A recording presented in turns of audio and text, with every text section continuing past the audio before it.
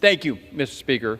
I rise in support of S-870, the Fire Grants and Safety Act. I'd like to thank my Senate Democratic colleague, Chairman Peters, for his leadership in advancing this legislation through the Senate. This bill incorporates language from H.R. 4090, the Fire Grants and Safety Act, a bill that I championed through the House Science Committee. It also includes the ADVANCE Act, legislation from the Energy and Commerce Committee and the Environment and Public Works Committee. And I would like to thank all of my colleagues for their work in making this a strong and comprehensive bill. Through bipartisan and bicameral collaboration, we have paved the way for advancing this bill in the House, and I anticipated smooth passage in the Senate. I was proud to lead the Fire Grants and Safety Act with my colleagues and original co-sponsors, the Congressional Fire Services Caucus co-chairs, Representatives Pascrell, Bost, Fitzpatrick, and Hoyer, Chairman Lucas, Ranking Member Lofgren, Subcommittee Chairman Collins, Subcommittee Ranking Member Stevens, and Representative Golden. I'd like to thank the many external stakeholders, including the local firefighters from the 7th Congressional District in New Jersey, for their critically important feedback as we develop this legislation. Firefighters and EMTs are frequently our first responders to danger. They are essential for keeping our communities safe. All across the country, firefighters and EMS personnel work through danger and uncertainty every day to protect their neighbors.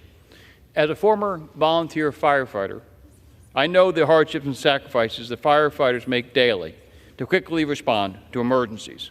So I am proud to lead the Fire Grants and Safety Act to ensure that our firefighters have the proper training and equipment to continue to protect our communities. The Fire Grants and Safety Act increases funding for the U.S. Fire Administration and reauthorizes 2 critical programs, the Assistance to Firefighters Grants and the Staffing Adequate Fire and Emergency Response Grant Program. AFG directly supports local firefighters by providing training, equipment, and even vehicles. The SAFER program provides training for local fire departments so that they are better able to respond to emergencies. Together, these programs ensure that we have capable, well-equipped fire departments to protect our communities. We must pass this legislation before the programs sunset at the end of this year. By advancing this multi-year reauthorization, we ensure the continuity and the stability of these programs, enabling the Fire Administration, AFG, and SAFER to continue equipping, training, and staffing our departments effectively. This bipartisan and bicameral piece of legislation demonstrates our firm commitment to the safety and the well-being of our firefighters, empowering them to overcome challenges and fulfill their mission of safeguarding our communities. I support the inclusion in this bill of the ADVANCE Act to ensure that America maintains its leadership in nuclear energy.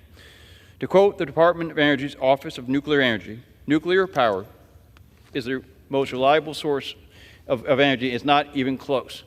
By harnessing its unparalleled reliability, low carbon emissions, and capacity for large-scale power generation, nuclear energy fosters energy security, technological innovation, and a cleaner environment for future generations.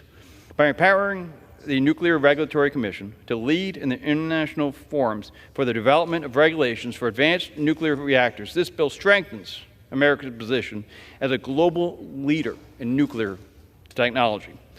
By requiring the NRC to develop a streamlined licensing process and allowing the hiring of specialized staff, the bill facilitates innovation and the adoption of advanced nuclear technologies. This reform not only accelerates the pace of technological advancement, but also fosters a more adaptive regulatory environment, encourages investment, and fosters economic growth in the nuclear sector.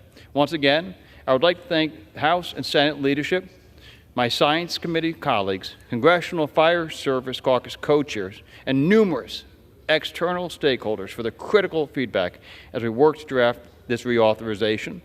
I encourage all of my colleagues to join me in supporting this bill. I reserve the balance of my time. The gentleman